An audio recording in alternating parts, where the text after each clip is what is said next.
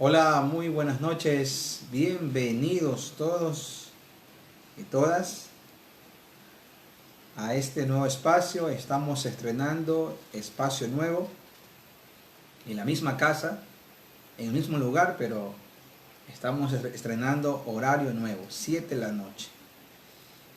A este horario le vamos a llamar por nombre los lunes por la noche. Así que estamos estrenando nuevo horario, los lunes por la noche. Muy bien. Bienvenidos. Buenas noches, buenas noches. Gracias por conectarse de inmediato. La idea es que este espacio del lunes por la noche, como le vamos a llamar, la idea es que este espacio se quede por mucho tiempo. Quiera Dios que este espacio permanezca y se lo vaya mejorando cuando tengamos más recursos y se pueda entregar algo de mucha calidad, un programa virtual cada lunes, donde todas las personas de todas las partes que deseen puedan beneficiarse y conectarse. Bienvenidos, saludos, aquí estamos para inaugurar un horario nuevo, lunes 7 de la noche. Desde hoy, Dios primero, estaremos todos los lunes con ustedes a las 7 de la noche o 19 horas, como se conoce en otros lugares. Hora Panamá, hora Ecuador, 7 de la noche, hora Perú, 7 de la noche, 19 horas. Muy bien, bienvenidos, bienvenidas. Es un placer, muy bien. Quiero decir algunas cosas antes de comenzar. Me gustaría hoy decirles que este espacio de lunes por la noche, la idea es que sea un espacio de estudio bíblico, de sermones esmerados, temas frescos y algún dato por allí que sea importante compartir. Otra cosa es que la idea es que este espacio se lo promocione y salga desde la plataforma de mi canal de YouTube. Intenté hacerlo, pero la calidad de mi computadora, la cámara no es para transmisiones en vivo. Entonces debo conseguir una cámara nueva. Entonces estamos en eso. En cuanto Dios primero tengamos la cámara nueva para adaptarle a la computadora, que trabaja muy bien la computadora, podamos salir desde mi canal de YouTube. Así que vayan abriéndose un canal de YouTube para que puedan seguirme, y a todos los que aún no se suscriben a mi canal de YouTube puedan suscribirse a mi canal de YouTube, Julio César Álava. Así me encuentran, Julio César Álava R. En mi canal de YouTube me encuentran como Julio César Álava R. Suscríbanse, porque la idea es que ojalá que el próximo lunes o más adelante podamos salir por mi canal de YouTube, ya no por Facebook. Los lunes en la noche tendrá como idea salir desde la plataforma de mi canal de YouTube. Muy bien. Este miércoles a las 8 de la noche estaremos desde la plataforma de Instagram. Así que vamos a salir con un programa de opinión social. Se va a llamar Tu Opinión. 8 de la noche, una hora, donde vamos a hacer interacción a través de el Instagram en vivo todos los miércoles a las 8 de la noche. Así que por lo menos hasta que la pandemia dure. Cuando ya esto pase, cambiaremos el horario porque son horarios de reunión en la iglesia. Sin embargo, vamos a este miércoles comenzamos, pasado mañana a las 8 de la noche, les anuncio, y el tema que vamos a tratar este miércoles a través del Instagram va a ser estrés o crisis postraumática. Cómo ayudar a las personas que han perdido seres queridos en la pandemia y cómo ayudar a las personas que se han recuperado y cómo canalizarlas para que ayuden a otras personas. Así que tendremos aquí un trabajo con mi esposa, juntos los dos, y ustedes pueden interactuar a través de sus cuentas de Instagram. Si no me siguen en Instagram, por favor síganme. Me encuentran como Álava Julio César en Instagram. Así que esos son mis anuncios para esta noche. Y al final, producción, mi esposa va a dejar, la jefa de producción va a dejar, al final va a dejar link de mi cuenta de Instagram para que ustedes puedan seguirme. Y este miércoles comenzar a las 8 de la noche. Mañana seguimos con la rutina nuestra, con nuestra poderosa rutina a 5 de la mañana, y estaremos estudiando la temática profetas menores. Así que no paramos. Para mí esto no son vacaciones, yo estoy trabajando desde aquí, pero estoy trabajando. Así que, bueno, un placer. Déjenme poder orar para comenzar con el estudio en esta hora. Oremos. Padre nuestro, abrimos tu palabra. Es un privilegio y un honor inmenso estar frente al texto bíblico. Y queremos pedirte tu bendición para que nos bendigas, nos des una doble medida del Espíritu Santo, abras nuestro entendimiento y que el hombre desaparezca y Cristo y el Espíritu Santo tomen el control para que tu palabra sea expresada. Pedimos tu bendición en el nombre de Jesús. Amén. Amén. Muy bien.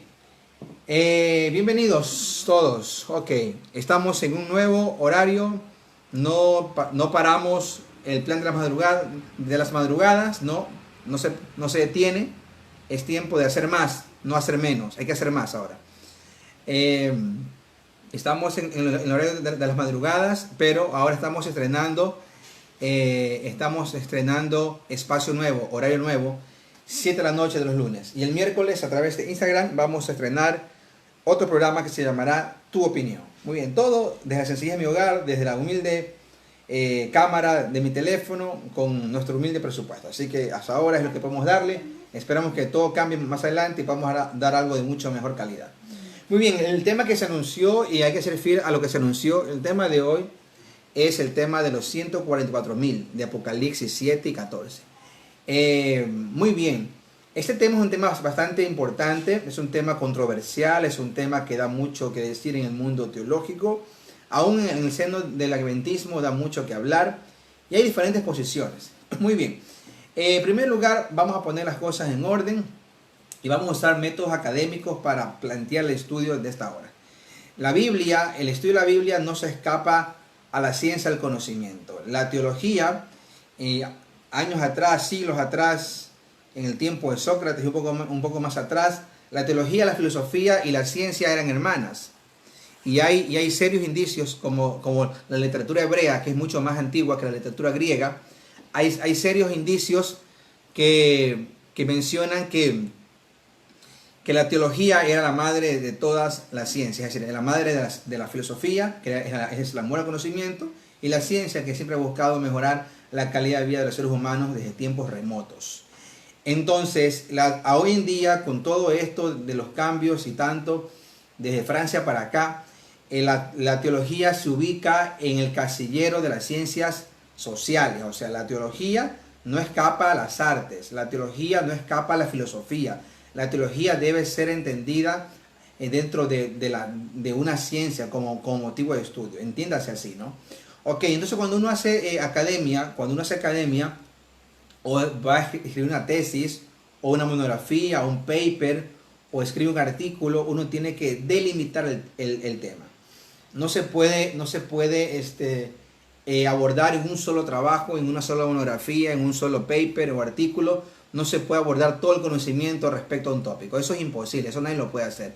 Las personas que escriben, los profesores, los docentes, nosotros los predicadores, los que predicamos el texto bíblico o escribimos a partir del texto bíblico, lo hacemos desde la sencillez y la humildad de aportar un grano de arena a lo que vamos a decir. Así que yo voy a delimitar mi tema y lo voy a hacer en Apocalipsis 7, del 1 al 17, y voy a tocar Apocalipsis 14, del 1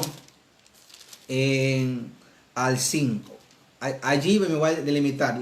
Voy a leer un par de textos, pero voy a delimitar mi texto. Muy bien, esa va a ser la primera regla que vamos a usar para tratar de abordar el texto. Muy bien, segunda regla que vamos a usar dentro de la academia, vamos a ir ahora a la técnica que se encarga de interpretar el texto, que es la hermenéutica. Muy bien, la hermenéutica es el área de la teología que se encarga de estudiar el texto. Y hay un principio en la hermenéutica que es fundamental. Cuando tú haces estudio bíblico, tú puedes considerar el texto bíblico, puedes considerar el contexto histórico, la aplicación, pero si tú no le das una mirada a la estructura del texto, entonces puedes presentar un mensaje incompleto. Y vamos a tratar de poner la segunda base y vamos a respetar la estructura del texto. Muy bien, entonces dos cosas. Primera cosa va a ser delimitar el texto. Nos vamos a delimitar en Apocalipsis 7 y 14, del 1 al 5, Del 1 al 5, ¿correcto? Muy bien, sí, del 1 al 5. Y vamos a tratar de usar la estructura del texto. Vamos a tratar de usar la estructura del texto y respetar el contexto. No vamos a ir muy lejos, ¿ok? Con esas dos medidas académicas vamos a comenzar y vamos a llegar hasta donde podamos llegar, ¿ok? Voy a tratar de dar un aborde del texto equilibrado, cristiano, bíblico, y voy a tratar de no ponerle tanto corazón como adventista y voy a ser lo más equilibrado en presentar el texto, ¿ok? Porque todo maestro, todo docente busca lo siguiente: facilitar el conocimiento y darle espacio al alumno para que piense e investigue. Si un maestro trata de darle todo al alumno, es como el padre que solamente provee el alimento a los hijos y no les enseña a trabajar para que ellos algún día provean sus alimentos. Muy bien, ok, vamos a leer entonces Apocalipsis capítulo 14 primero y luego vamos para atrás al capítulo 7, que es el que nos gusta, que es el que nos interesa, perdón. Vamos a leer el capítulo 14 de Apocalipsis del 1 al 5. Después miré y aquí el Cordero estaba en pie sobre el monte Sión y con él 144,000 que tenían el nombre de él y de su Padre escrito en su frente. Y oí una voz del cielo que decía que como estruendo de muchas aguas y como sonido de un gran trueno, y la voz que oí era como de arpistas que tocaban sus arpas. Y cantaban un cántico nuevo delante del trono y delante de los 4 seres vivientes y de los ancianos. Y nadie podía aprender el cántico sino aquellos 144,000 que fueron redimidos de entre la tierra. Estos son los que no se contaminaron con mujeres, pues son vírgenes. Estos son los que siguen al Cordero por donde quiera que va. Estos fueron redimidos de entre los hombres como primicias para Dios y para el Cordero. Y en sus bocas no fue hallada mentira, pues son sin mancha delante del trono de Dios. Muy bien, vamos ahora a leer Apocalipsis 7, del 1 en adelante. Después de esto vi a 4 ángeles en pie sobre los 4 ángulos de la tierra que tenían los 4 vientos, que sostenían o detenían los 4 vientos de la tierra para que no soplase viento alguno sobre la tierra, ni sobre el mar, ni sobre ningún árbol. Muy bien. Vi también a otro ángel que subía donde sale el sol y tenía el sello del Dios vivo. Y clamó a gran voz a los 4 ángeles a quienes se les había dado el poder para hacer daño a la tierra y al mar, diciendo: no hagáis daño a la tierra, ni al mar, ni a los árboles, hasta que hayamos sellado en sus frentes a los siervos de nuestro Dios. Y oí el número de los sellados, 144,000 de todas las tribus de los hijos de Israel.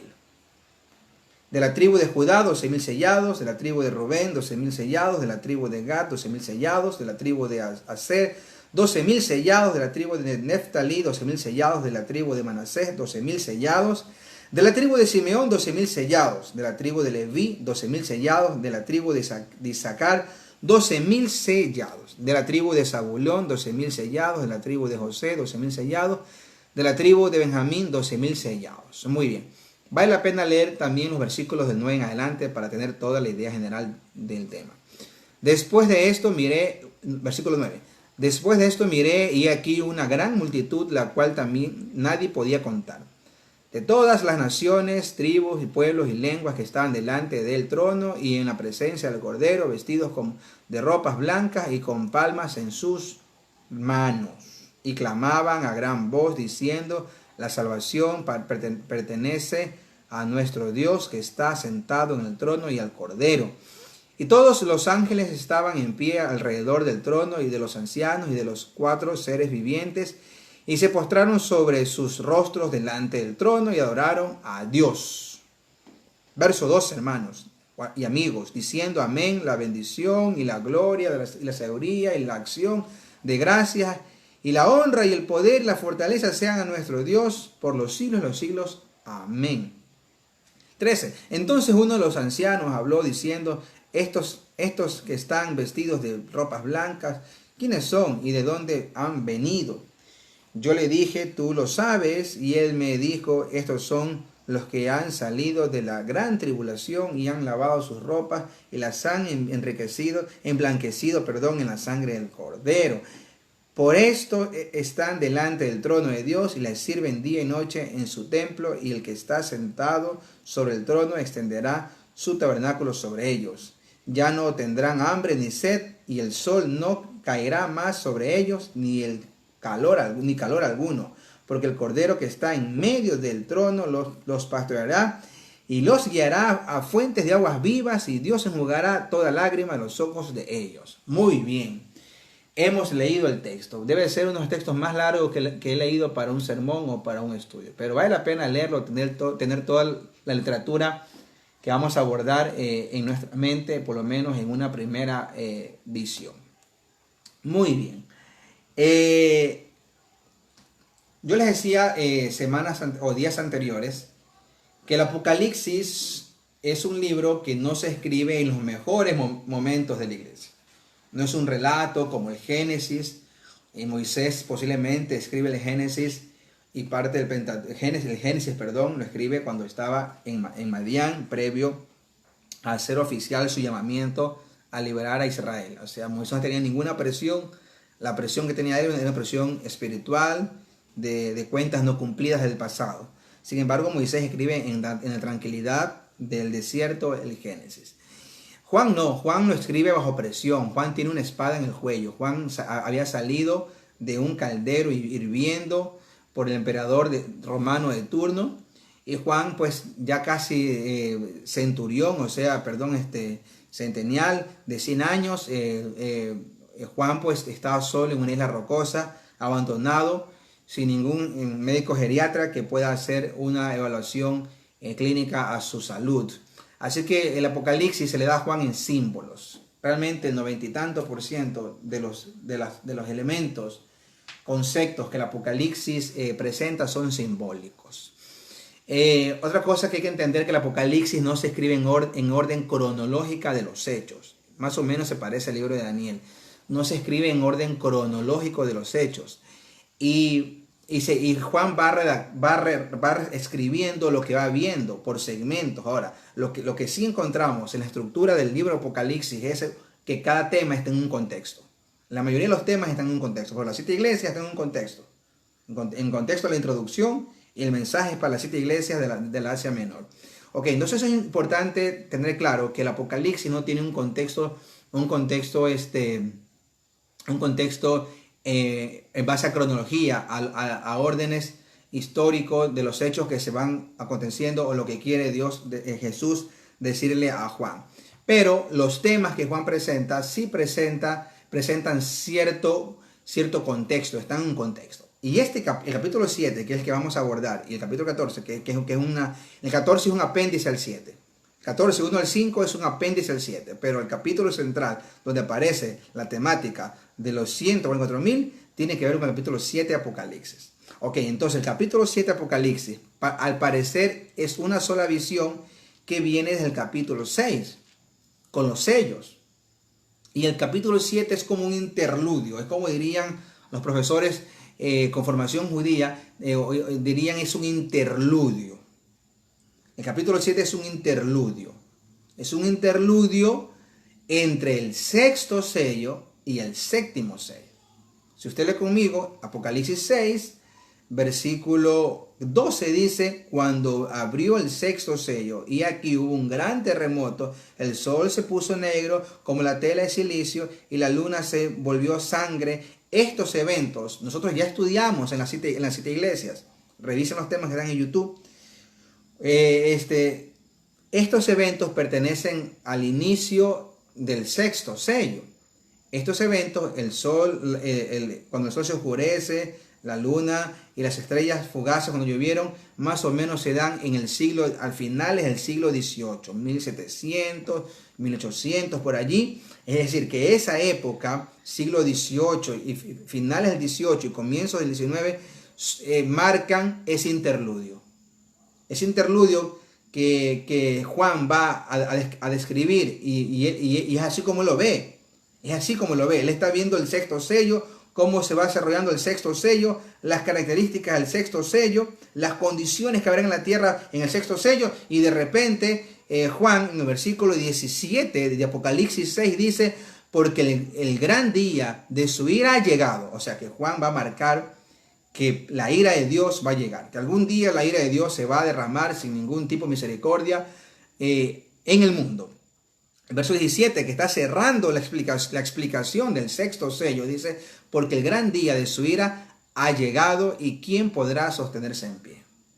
Inmediatamente, cuando Juan dice eso, él dice, después de esto, después del sexto sello, después de mirar las características del sexto sello y las condiciones del mundo y a introducir el tema de la ira de Dios, dice, después de esto, por eso que está en contexto, está en un contexto fantástico, porque abajo se va a decir que los escogidos deben ser sellados antes que los ángeles suelten los cuatro vientos, suelten los vientos, ¿me entienden?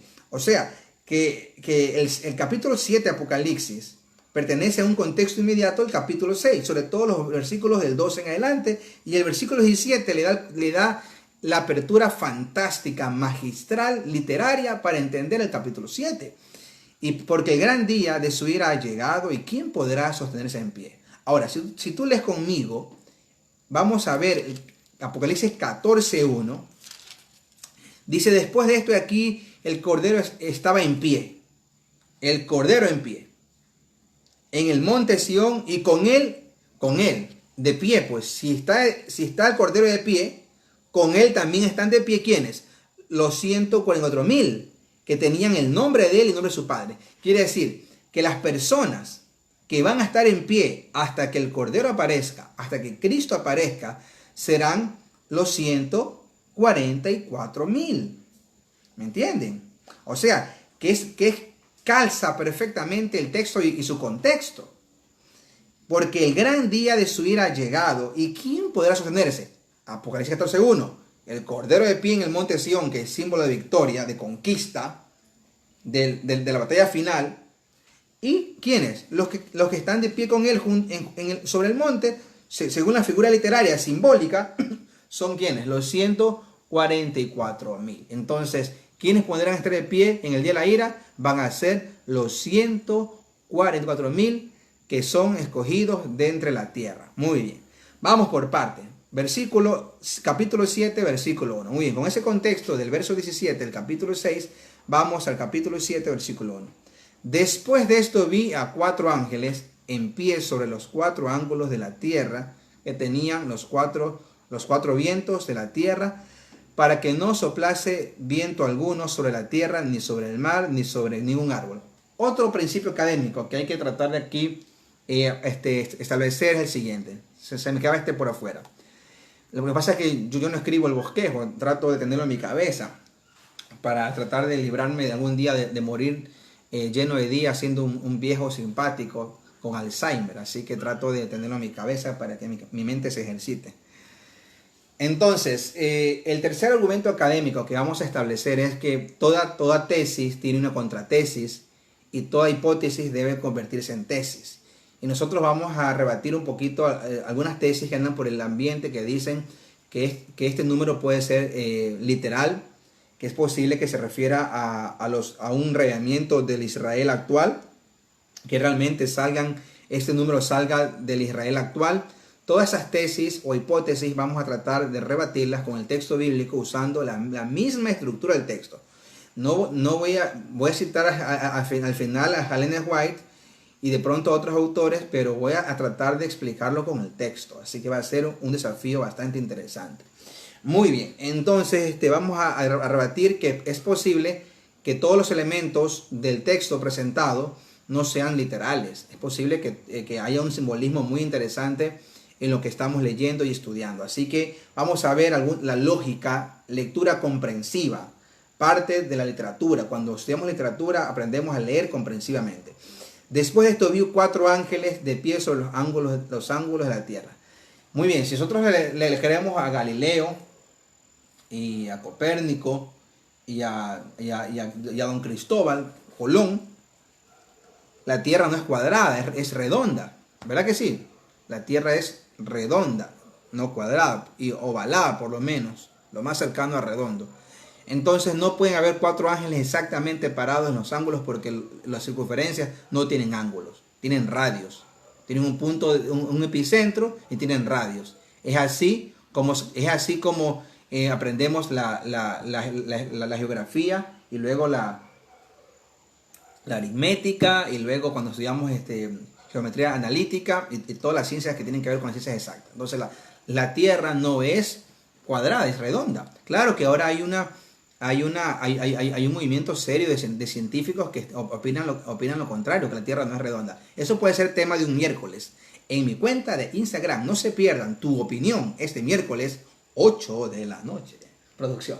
Eso. Muy bien, eso son cuñas gratis que yo mismo me hago porque no tengo auspiciantes. Muy bien. Entonces, vamos a ver. Dice que hay 4 ángeles sobre los 4 ángulos de la tierra que detenían los 4 vientos. Muy bien. Entonces no puede ser literal, ¿no? Desde ahí ya comenzamos defraudando a los literalistas del texto. Ya, siéntanse defraudados, mis amigos, mis hermanos. Si ustedes creen que usted es tan santo que va a estar allí, usted va a ser el 141 y va a entrar con las justas, déjeme defraudarle que este no es un texto literal. Aquí hay mucho simbolismo que ya nos va defraudando. Aquí ya el legalismo comienza a defraudarse. No hay 4 ángeles exactamente parados porque no pueden haber 4 ángulos en una circunferencia. Y los vientos son símbolos ¿de qué? De guerra. Déjenme ir a Zacarías, capítulo 6, versículo. Apunten este texto, apunten Zacarías 6, versículo 5. No sé si alguien me ayuda a leer. Por eso Instagram es chévere, porque alguien se conecta y ya puede opinar. El Facebook ya no me gusta mucho, ya lo voy a dejar de a poco. Zacarías 6, 5.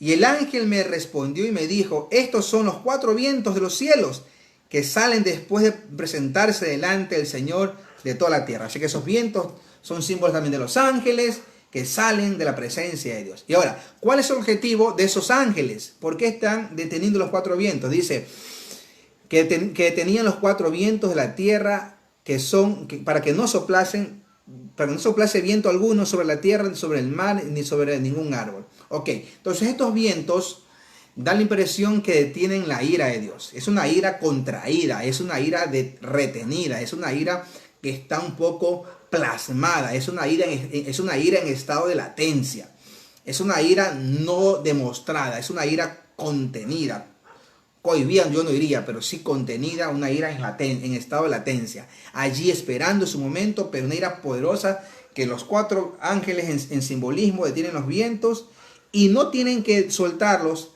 para que no dañen a quién, a quienes no dañen. El objetivo de la tierra, nuevamente la tierra, así como el mensaje de los 3 ángeles que predicamos el día sábado.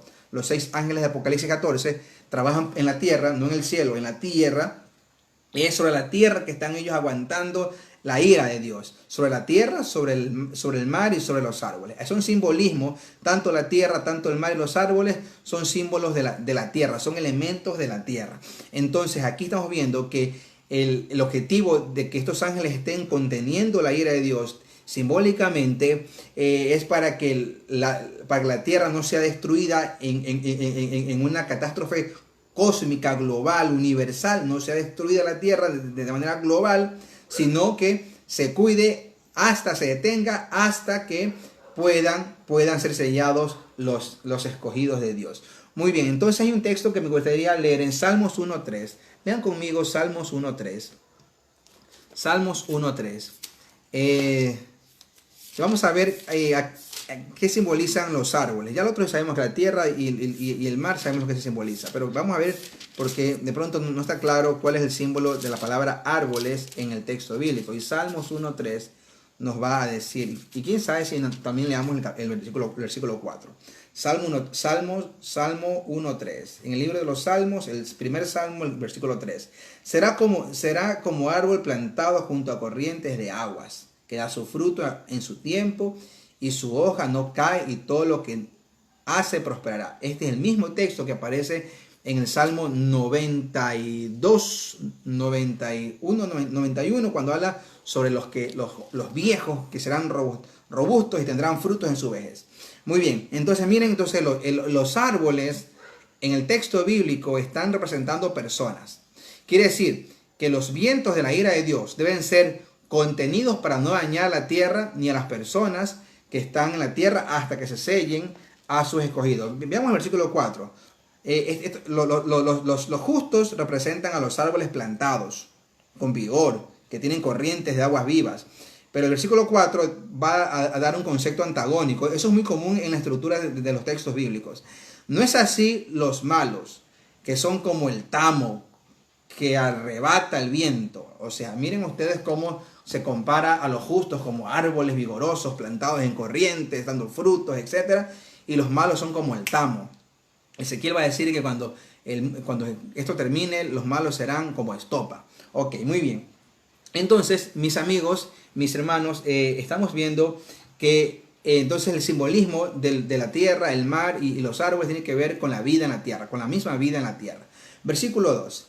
Vi también a otro ángel que subía de donde sale el sol y tenía el sello del Dios vivo y clamó a gran voz a los 4 ángeles a quienes se les había dado el poder de hacer daño a la tierra y al mar. Esta figura literaria es común en el Apocalipsis. Revise mi sermón del sábado, que está en mi canal de YouTube. Entre y suscríbase, porque es necesario llegar a 1000 suscriptores. Muy bien, me faltan unos poquitos, me faltan, no mucho, me faltan unos 800, así que usted me puede ayudar con ese.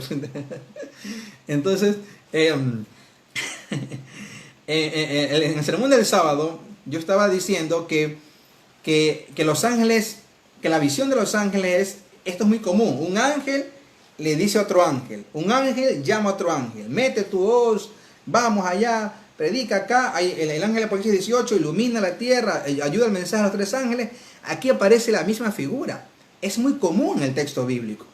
Dice, vi también a otro ángel que tenía, que subía donde sale el sol y tenía el sello del Dios vivo y clamó a gran voz. Y aquí la palabra griega es megafoné, un gran sonido. Megas quiere decir que eso tiene que ver con una atención mundial. Esto tiene que ver con un llamado a atención mundial. El ángel es un mensajero y el megafoné, que es la palabra griega, a gran voz, megafoné, a los 4 ángeles les habló, dice, les habló a gran voz y a quienes se les había dado poder de hacer daño a la tierra y al mar. Muy bien.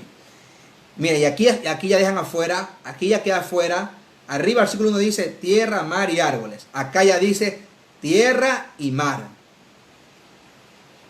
Es posible que el daño se le haga al mar, a las muchedumbres, a las multitudes, pero ya los árboles quedan afuera. Aquí el texto bíblico ya introduce el concepto de un grupo de escogidos. Ya aquí el versículo 2 me está a mí diciendo, si yo tengo capacidad para leer lectura comprensiva y analizar la estructura del texto, ya me está diciendo que estos ángeles por su trabajo tenían al comienzo que hacerle daño a la tierra, al mar y a los árboles, que no les hiciera daño. En el 2 ya van a hacerle daño solo a la tierra y el mar. Ya los árboles ya no están incluidos en el texto. Estructura del texto. Vamos a seguir leyendo.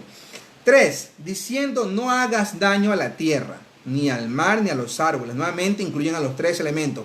Hasta que hayamos sellado en su frente a los siervos de vuestro Dios. No van a sellar ni al mar ni a la tierra. El sello está sobre los siervos, los justos, los escogidos. Y leímos en Salmo 1:3 que los árboles representan a esos justos plantados en corrientes de aguas vivas. Quiere decir que los árboles a los cuales se le dará un trato especial porque serán sellados y que pasarán la gran tribulación son los justos. Y esos ángeles tienen la misión de aguantarse, de frenarse hasta que ese ángel que sale de donde sale el sol haya sellado a todas las personas que estén dentro de ese número, llamados los 144,000. Muy bien. Ok, está claro, ¿verdad? Estamos bien. Pues el 7, simbólico, el simbolismo, los 4 vientos son 4 ángeles simbólicos que detienen la gran ira de Dios que está por derramarse en la tierra. Hay un ángel que sale y el objetivo es que no hagan daño al mar, la tierra y los árboles. Los árboles son símbolos de los justos, ¿verdad? Y luego sale un ángel donde sale el sol, también en simbolismo, le dice a gran voz, en megafoné, ¿verdad? A gran voz le dice a los 4 ángeles, espérense un poquito hasta que sellemos a los justos, a los siervos de nuestro Dios. Muy bien, vamos a seguir el versículo 4 y aquí se pone candente la situación. Aquí se pone candente y preparen sus guantes porque aquí nos podemos ir un poquito de palabras. Versículo 4, y el número de los sellados, y dice y oí, muy bien, aquí dice y oí, esto es importante. La palabra o la expresión o la palabra oí, a veces en Apocalipsis o en la profecía está relacionada con la palabra vi o miré. Así que tengan ustedes ese clip, esa clave que les doy para el final, porque al final vamos a enlazar esas dos cosas. Muy bien, dice, aquí Juan no ve, aquí Juan oye, dice, y oí el número, él no ve, él oye. Los profetas como Ezequiel, como Isaías, Daniel, vieron y también oyeron, pero aquí Juan, primero, antes de ver, oye el número de los de los escogidos, correcto. Y el número de los sellados eran 144,000 sellados de todas las naciones. Aquí está el primer problema que presenta la traducción. Muy bien, voy a ir a mi operación auxiliar, aquí a mi bosquejito chiquitito, que nadie entiende nada. Usted puede entender esto, mire usted. Ni producción lo puede entender. ¿Alguien lo puede entender? Nadie. Un pastor me pidió todos mis apuntes de la serie de las iglesias y le mandé esto y él me bloqueó del Facebook porque no entendió nada. Así que quedé bloqueado por mis ganchos. Muy bien. Entonces, oigan, Naya, no hemos dicho amén hoy día. Vamos a decir amén. ¿Cuántos dicen amén? Vamos. Digamos amén porque hoy día no hemos dicho amén. Muy bien, digan amén. Por cualquier cosa digan amén. Muy bien, vamos a seguir. Les decía que aquí se presenta el primer texto. Se presenta el primer problema del texto. Y el primer problema del texto que se presenta hoy, aquí es que dice, y oí el número de sellados, y el número de sellados eran 144,000. Cuando yo voy a mi aplicación, en mi computadora, del Bible Word, yo busco la palabra que está en griego y todo está bien hasta que llego a la palabra 1000. Cuando llego a la palabra 1000, ya tengo un problema. Porque en el griego no dice 1000, dice miles. Ahora, yo voy aquí a mi computadora, gracias a Dios, y yo voy a ver en la Real Academia de la Lengua Española, que cada vez le tengo menos confianza, voy a ver el significado gramatical de la palabra 1000. Y miren lo que dice aquí, acompáñenme por favor. 1000 como sustantivo, la palabra 1000 es un género masculino y se usa en singular. Por eso que la traducción lo pone como 1000, aunque en el griego diga miles, respetando el lineamiento gramatical del español. Dice, es singular para designar el propio número. Después del 999 viene el 1000. En plural significa millares, no miles, sino millares. Si la traducción debe ser más responsable, debe ser más apegado a la técnica, a la regla, no se traduciría los 144,000, sino los 144 millares. Esto es como cuando en Lucas 10 se dice que Jesús mandó en la semana que Jesús va subiendo a Jerusalén para ser sacrificado. Se dice que Jesús envía a un grupo de 70. Dice que envía a otro grupo de 70. El texto dice que envía a otro grupo. Quiere decir que si envió a otro grupo 70 es porque había otro grupo 70. Es decir, que no solamente hubo un grupo 70. ¿Quién sabe? Estoy imaginando si los 500 fieles que estaban entre la pequeña multitud que Jesús lo seguía, quién sabe si ese grupo estaba dividido en grupos de 70. Es posible también darle esa posibilidad en cuanto a estrategia. Jesús era un hombre estratégico.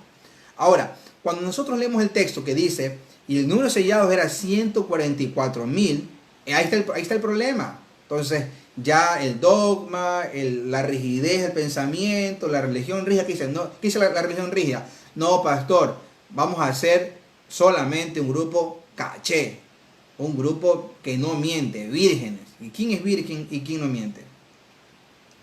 Entonces no puede ser simbólico, no puede ser simbólico y hay que darle también un espacio a que la traducción no esté bien traducida, que no esté totalmente apegada a la regla. Entonces, podría ser esta traducción.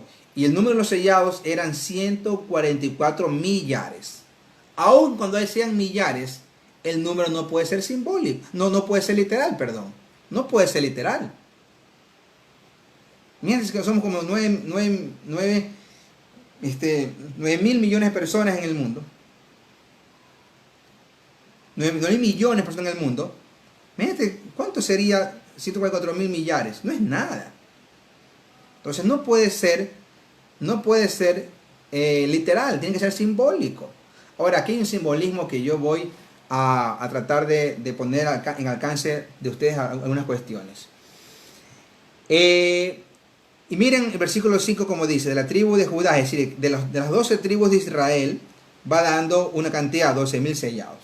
Y aquí también hay un problema, que es evidente que no nos permite decir que es literal.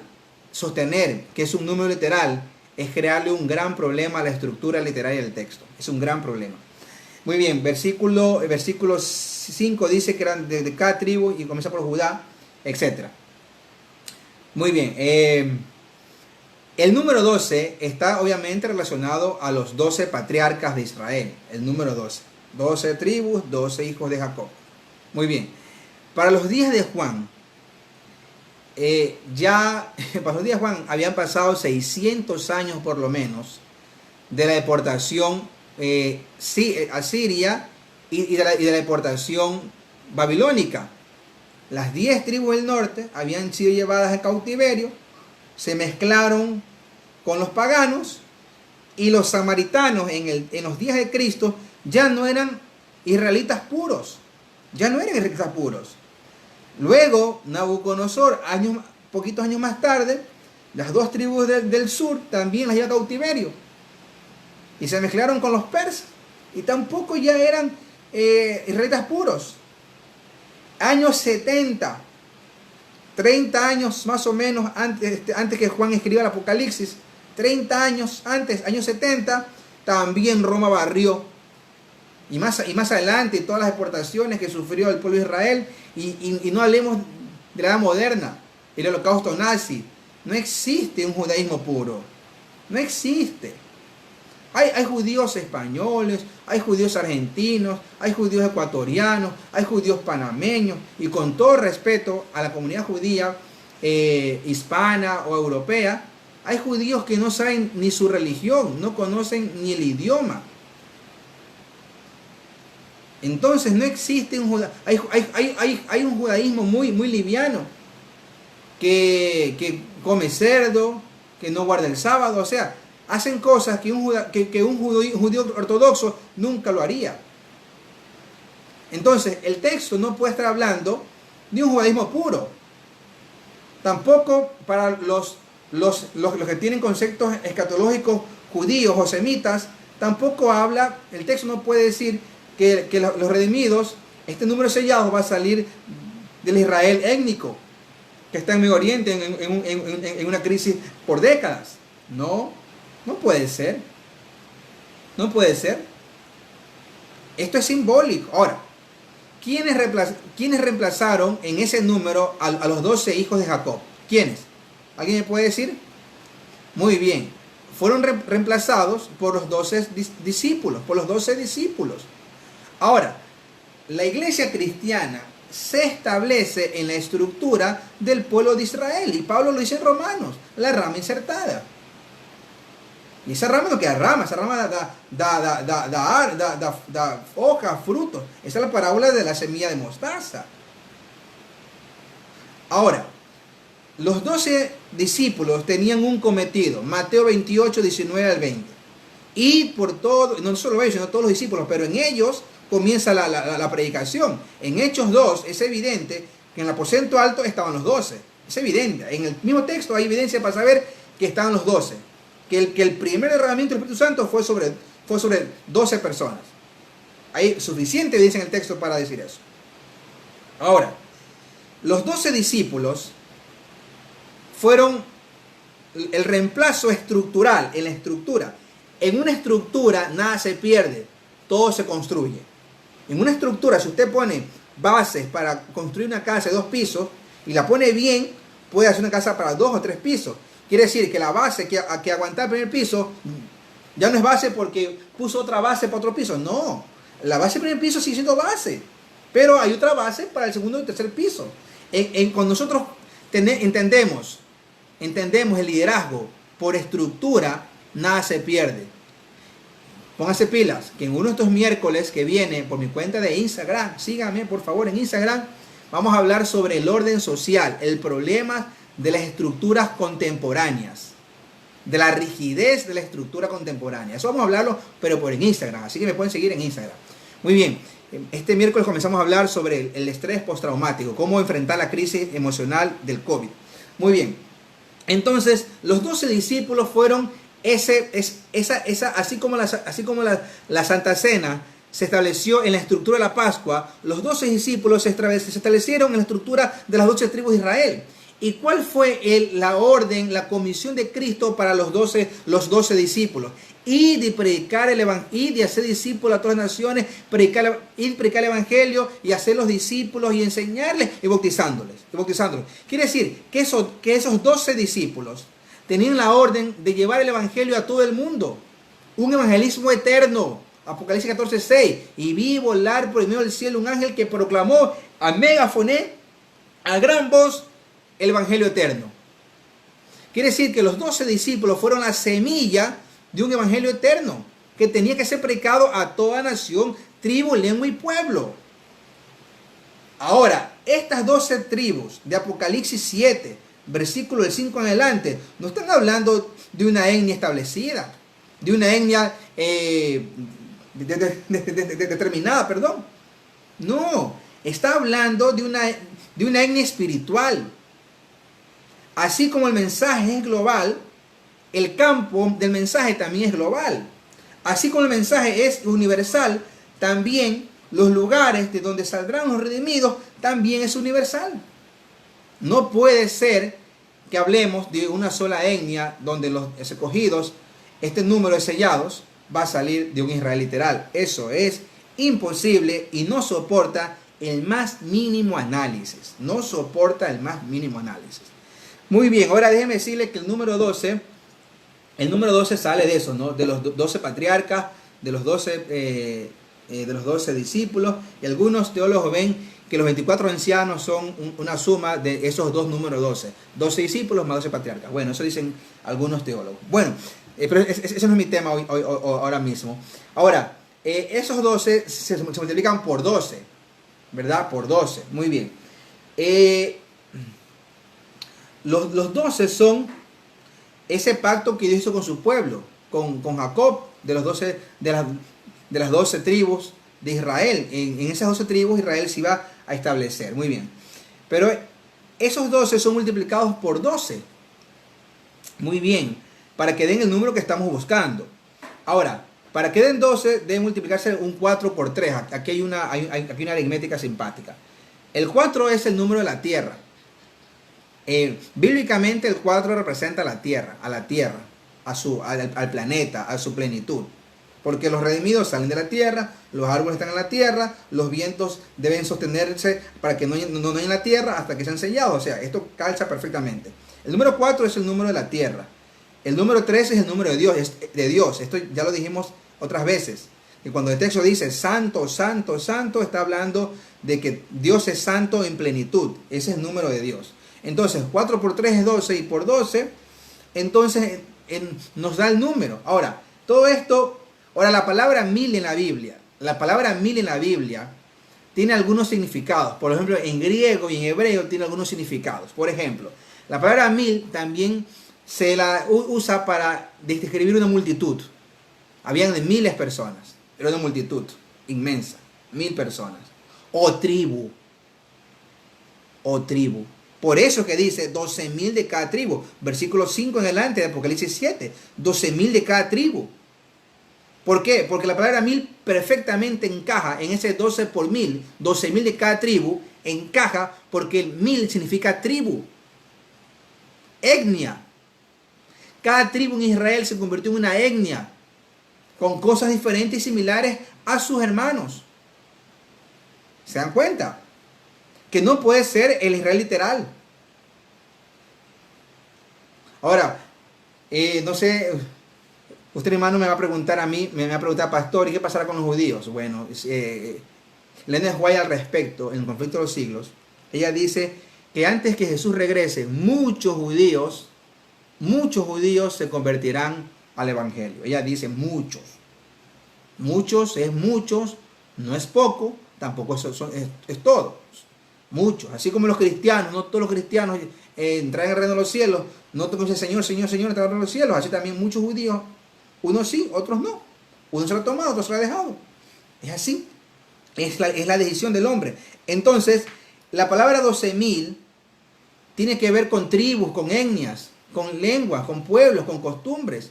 Es un simbolismo de que el mensaje es multicultural, multiétnico. Los escogidos que verán a Jesús cuando regrese saldrán de todas partes del mundo. Porque el mensaje, que este es el mensaje del evangelio, para que un judío, para que un hermano judío acepte el Nuevo Testamento, tiene que ser un judío mesiánico, cristiano. Pero generalmente son muy pocos. O sea, para un pueblo de Israel que todavía dogmáticamente esperan al primer Mesías, esto es espurio para ellos. Entonces, ¿cómo una promesa puede ser para alguien que no cree? No puede ser. Esto se basa en el evangelio, en la universalidad del mensaje. Así como Israel fue llamado para llevar un mensaje universal a las naciones circundantes, así la iglesia tiene un mensaje universal, un evangelio eterno, global. Entonces, la palabra 12.000 se refiere a etnias, a pueblos. No puede ser literal, no soporta el mínimo análisis. Ahora, esto tiene que ver, la palabra en hebreo es elef, que significa, la palabra elef significa 1000, que significa multitud, tribu, pueblo. Cuando se dice 1000 no quiere decir que no hay ni uno más ni uno menos, no puede ser que no sea así, no hay cálculo. Cuando se dice en Hechos 2, dice, y Pedro predicó y se bautizaron como 3.000. La palabra como 3.000 está por encima de la cantidad que se dice. No fueron 3.000 exactos, fueron más de 3.000. Y comieron como 5.000 hombres sin contar mujeres y niños. Es decir, que fueron más de 5.000 hombres que comieron. ¿Se dan cuenta? O sea, no puede ser exactamente. Muy bien, ahora sí, vamos a ver. Estamos en el mismo contexto del interludio entre el sexto sello y el séptimo sello. No cabe duda que este texto tiene que ver con los años que parten del finales del siglo XIX, comienzos del siglo XX, y pues estamos ya en el XXI. Y como todavía no ha pasado esto, quiere decir que usted y yo, hermano mío, estamos metidos en el negocio. Estamos metidos aquí en el problemita. Aquí estamos nosotros metidos. Porque vivimos en este tiempo y Jesús aún todavía no ha regresado. Quiere decir que si el séptimo sello es el último y con ese se marca la venida de Cristo, estamos en este proceso donde el pueblo en cualquier momento debe ser sellado. En algún momento de la historia, entre el sexto y el séptimo sello, el pueblo, el final del sexto sello y comienzo en ese periodo, pero en ese interludio, el pueblo tiene que ser ¿qué? Sellado. Y usted y yo estamos en el negocio. Ezequiel capítulo 9.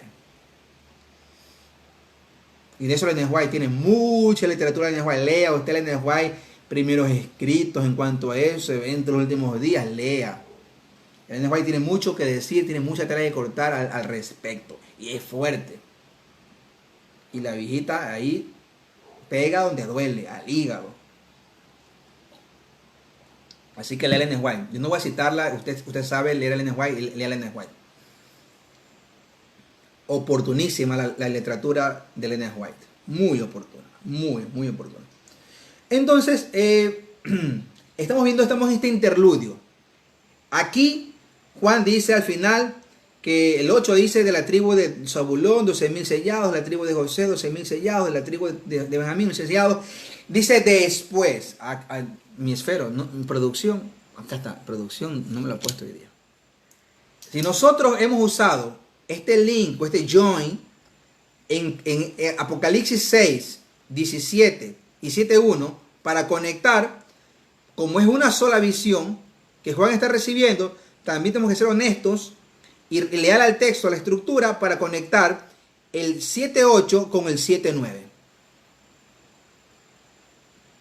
El 6.17 decía, porque el gran día de su ira ha llegado, y quién podrá sostenerse en pie, y aparece el Cordero con los 144.000 en el monte Sión. Quiere decir que los que van a estar en pie hasta el final va a ser ese pueblo. Entonces, al terminar este registro de la visión de Juan, Juan dice después, versículo 7-9. Entonces hay que aplicarle la misma tónica. Acá sí, acá también sí, no puede ser sí y no. Entonces, el join, el link que va a unir el 7-8, el 7-9 es la palabra después. Después de esto, ahora ya no oye, ahora mira. Los pedagogos, ¿saben ustedes quiénes son los pedagogos? No voy a decir porque es un chiste, amigo. Pero, ¿y saben quiénes son los andragogos? Yo dije, ¿quiénes son los pedagogos? A unos jóvenes. Son los que comen chicle gogó, me dijeron. Pedagogos, ¿no? ¿Saben ustedes quiénes son los andragogos? Los pedagogos son los que enseñan a los niños. Los andragogos son los que enseñan a los adultos. Y hoy en día la educación posmoderna es una educación que dice, hermanito, tienes que hacer los 48 créditos con estas materias mandatorias. Esa educación no vale para nada, ya pasó de moda. La educación posmoderna es la educación donde el profesor facilita el currículum al alumno y el alumno crea su propio currículum. Esa es la educación finlandesa. Es lo que Jesús hacía, ese es el método inductivo. Lo que Jesús hacía es facilitar la educación, el concepto. Jesús nunca decía, esto es así, es semejante. Entonces los discípulos decían, semejante. Ay, ya Señor, ¿qué significa semejante? ¿Y qué significa la parábola del sembrador? No nos puedes explicar. La educación posmoderna es la educación que causa reflexión. A este mundo le falta reflexionar. A este mundo le falta reflexionar. A la iglesia le falta reflexionar. ¿Y cuánto es 2 más 2? También 2 más 2 es 4, pero también 3 más 1 es 4. También 5 menos 1 es 4. Y también 2 por 2 es 4. No, es que aquí hemos aprendido que 2 más 2 es 4 y aquí morimos así. No, también 6 menos 2 es 4 también. Y 8 para 2 también es 4. Y ya, no sigo porque me he enredado con la álgebra. Entonces,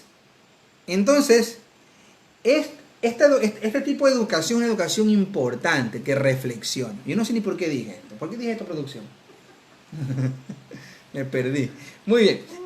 Entonces, mis hermanos, este tipo, dice después de esto, mire, ok, perfecto. Entonces está diciendo que los andragogos son los que enseñan a los adultos, que las mismas técnicas que usan para los niños, usa para el adulto. Por ejemplo, la educación de los doctorados, para los que van a hacer doctorados. Los doctorados ya no te viene el pénsul, viene introducción al tema, cómo hacer la tesis doctoral, un montón de materias y ensayos que te piden que hagas reflexión. La gente actúa sin reflexionar. La gente repite lo que escucha. La gente habla lo que otro dice.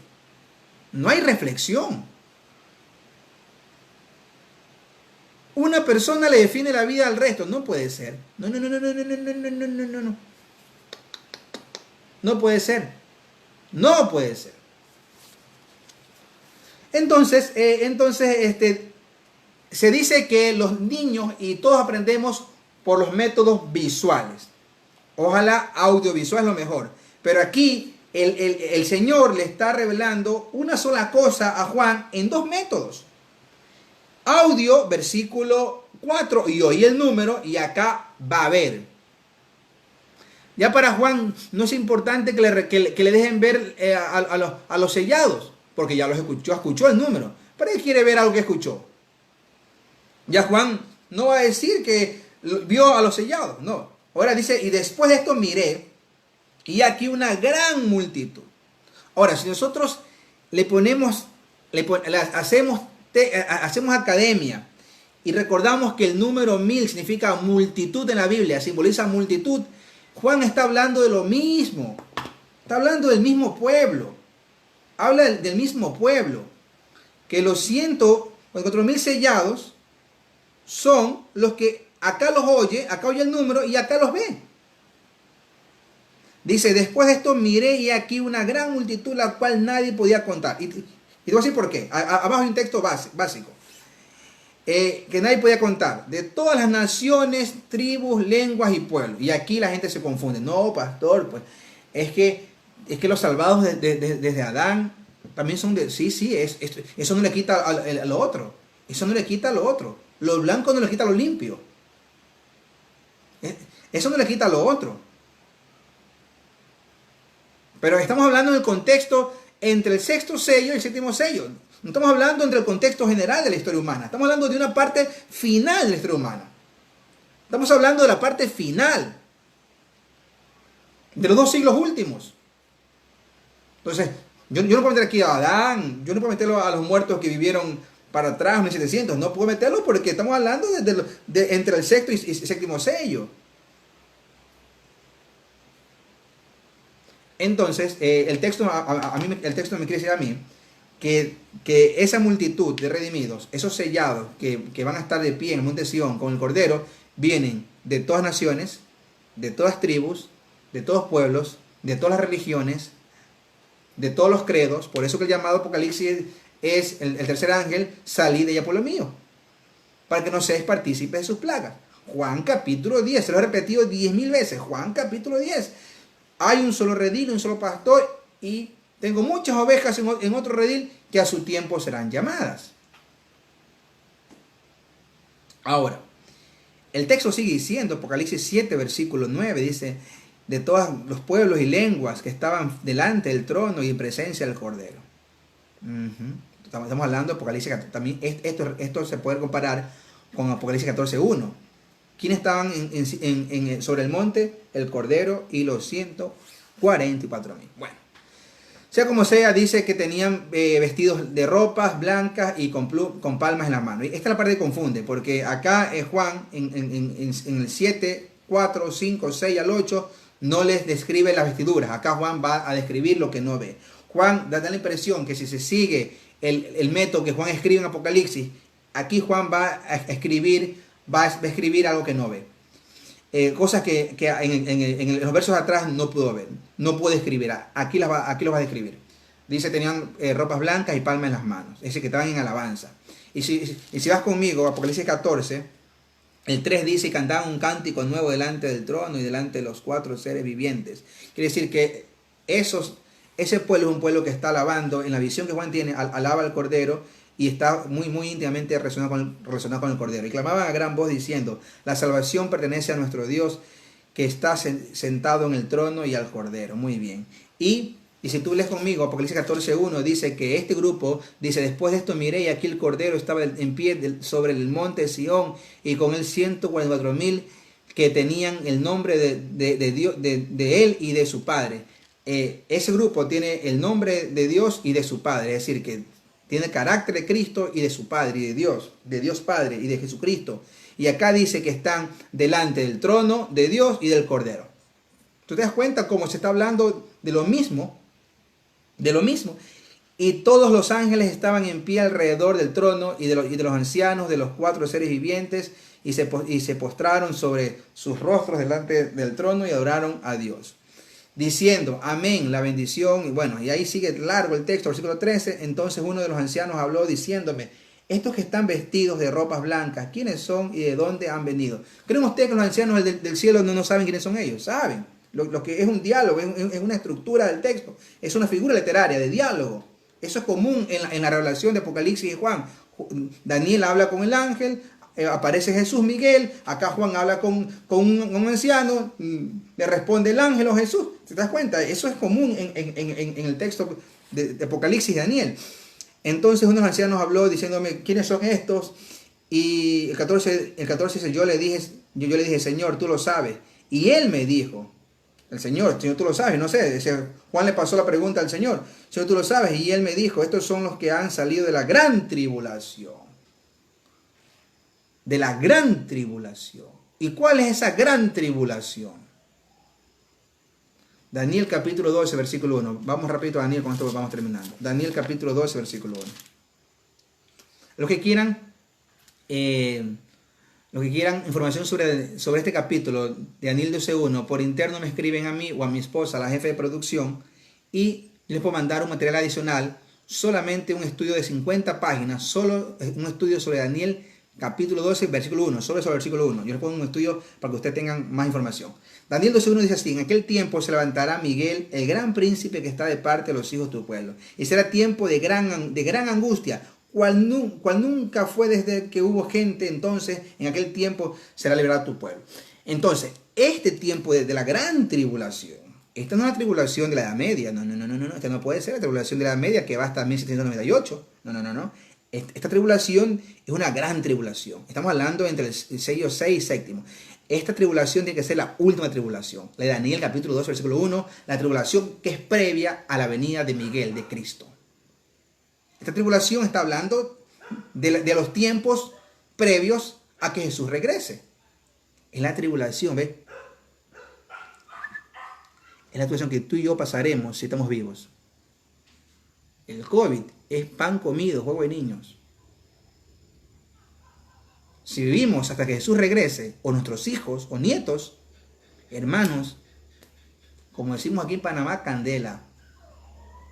Duro, hermanos. Gran tribulación, cual nunca. Quiere decir que la tribulación misma de la Edad Media, de la Inquisición, no se comparará a la tribulación que vendrá. Ahora, la tribulación de la Edad Media era una persecución intolerante, religiosa. A este elemento que se repetirá, la intolerancia contra la libertad religiosa, se le suman catástrofes universales de orden cósmicos, plagas cayendo en diferentes partes del mundo. Pero el pueblo debe ser sellado. El pueblo tiene que ser sellado. Ahora, este concepto de sellamiento es paralelo a la noche que Israel iba a salir de Egipto. Es paralelo. Recuerda que Israel, para que el ángel de la muerte, para que el ángel de la ira de Dios no matara a los primogénitos judíos, hebreos, tenían que marcar la marca, tenían que marcar en la puerta la sangre del cordero. O sea, sola marca, sola señal del cordero hacía que el ángel de la muerte respete. Ese ángel que llevaba la ira de Dios contra los primogénitos egipcios, ese ángel respetaba la marca. Este pueblo será sellado con la marca. Ahora, solo por concepto antagónico, nosotros estudiamos Apocalipsis 13. La marca, la imagen de la bestia pondrá una marca en la frente y en la mano de las personas. Tiene que ver con conciencia y con acción, entre accionar y no accionar. No tiene que ver con el chip, esa tontería. Así como la bestia pone una marca, el pueblo también es marcado, es sellado. Y así como esa marca obliga a adorar a los moradores de la tierra, a la bestia, el sello de Dios, la marca también promueve una oración a Dios. Y la esencia de la adoración a Dios está en los 10 mandamientos, en su ley. Y dentro de ese decálogo, a la mitad está el mandamiento más importante, o sea, más relevante, que encierra el contenido del mensaje del primer ángel, el día de reposo. Ahora, haciendo academia, nada de aquí ser adventistas ni ser sesgados, simplemente academia. En los tiempos bíblicos, los documentos, los protocolos de leyes siempre tenían un artículo central. Tenían un artículo central. Y ese artículo central encerraba la esencia. Es como leer una tesis y irse a la sinopsis de la tesis. Es como ir al cine y vas a ver la película, pero antes de entrar ves la sinopsis. Bueno, los documentos antiguos tenían, en el centro del documento estaba la esencia. la esencia, el abstracto. Bueno, la ley de Dios, ese documento de la ley de Dios, que se escribió en piedras, tenía un abstracto que era el cuarto mandamiento del día de reposo. El sello de Dios tendrá que ver con esa oración por el Espíritu Santo y tendrá que ver con ese tipo de oración. Muy bien, para terminar, dice que ellos salen de la gran tribulación y han lavado sus ropas y las han blanquecido en la sangre del Cordero. Miren, con la crisis que venga, no habrá árbol que se sostenga por su raíz. Estos árboles que simbolizan a los justos, a los sellados, no se sostienen por sus raíces, se sostienen por la gracia y maravillosa de Jesús. ¿Cuántos dicen amén? Vamos a poner numeral: yo quiero ser sostenido por la gracia de Jesús. Escribamos primeros numerales, hemos estado hablando y nada de numerales. Vamos, numeral: yo quiero ser sostenido por la gracia de Jesús. ¿Cuántos dicen amén? Escriba, yo quiero ser sostenido por la gracia de Jesús, numeral. Muy bien, para ir terminando, hermanos, dice que han emblanquecido su vida, sus ropas en la sangre del Cordero. ¿Quién puede lavar ropas en sangre? Bueno, esto es también simbólico. Por esto están delante del trono de Dios y los sirven de noche y su templo, y que está sentado sobre el trono extenderá su tabernáculo sobre ellos y no tendrán ni hambre ni sed, etc. Bueno, ya aquí estamos terminando. Entonces, el objetivo de este estudio es entender quiénes son ese grupo de sellados, ese número que es simbólico, 144.000 personas que son simbólicas, que saldrán de todas las partes del mundo, y será un pueblo que estará vivo, porque habrá gente viva cuando Cristo venga. Esto no es ningún secreto. Si ellos están de pie en el monte Sión, quiere decir que están vivos. Esto no es ningún secreto. Ahora, pastor, para los hermanos adventistas que me ven, pastor, ¿y qué dice el Ellen White acerca de esto? ¿Qué dice el Ellen White? Bueno, lea El conflicto de los siglos, páginas 706, 707, y Ellen White va a explicar muy parecido a lo que yo he explicado. Muy bien, hermanos, estamos viviendo tiempos difíciles, tiempos angustiosos, tiempos terribles. Me dicen que en mi país amado, mi Ecuador bello del alma, ¿cómo lo amo? Dicen que en el mes de abril murieron 400 personas por el COVID. Solo en Guayaquil. Hoy leí en un periódico que decía, leí que de cada 5 quiteños, 5 ecuatorianos de la capital, 5 quiteños, 4 están contagiados. Parece que esta crisis nunca va a terminar, este COVID. Pero déjame decirte que la gran tribulación que se va a vivir previos a los días de Jesús, antes que el pueblo sea sellado, será sin precedentes. Y al respecto dice Ellen White que las personas que no puedan soportar, en la misericordia de Dios el Señor los llevará al descanso. Pero si tú y yo somos escogidos para quedar hasta el final, que el Señor nos ayude. Solo su gracia, no el legalismo, no el dogma, solo su gracia nos va a sostener. Esos árboles plantados, que dice Salmos 1, esos árboles están plantados en corrientes de agua viva, dice. Jesús es la corriente de agua viva. Jesús es el centro del Apocalipsis. No hay tema más complicado, aun cuando este debe ser uno de los más complicados. No hay tema complicado donde el Cordero no aparezca, donde Jesús no aparezca. Nuestra única esperanza es Jesucristo. Tu única esperanza es Jesucristo. ¿Hay pie de oración? Sí, hay pie de oración. Ponlo, Julio, pon tu pie de oración. Vamos a orar. Y de mañana vamos a orar a las 5 de la mañana. Pon tu pie de oración. Primo mío, ponlo, ponlo. Así que, hermano mío, si te toca vivir hasta que Cristo venga y te encuentras entre ese grupo, o nos encontramos, déjame decirte, mi amigo, que es un privilegio, pero será una tribulación cual nunca se vivió. Ni los protestantes, ni los reformadores, ni los cristianos primero, que murieron quemados y en circo romano, no será comparado a la tribulación que viene. Por eso hay que aferrarnos a Cristo. Hay que dejarnos de pelear. Hay que dejarnos de hablar mal del prójimo. Hay que unirnos.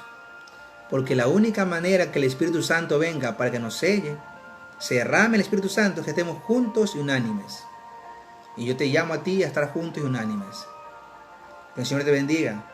¿Cuántos dicen amén? ¿Cuántos dicen amén? Alguien termina diciendo amén, hermanos. Esto fue el lunes por la noche con el tema Los 104.000. Nos vemos mañana a las 5 de la mañana y el miércoles por Instagram. Estrés postraumático, 8 de la noche. Oremos. Padre nuestro que estás en los cielos, gracias por tu palabra, gracias por hablarnos al corazón con el tema Apocalipsis. Así como habrá un pueblo especial que quedará vivo y saldrá de todas las naciones, de todos los lugares, etnias, religiones, etc.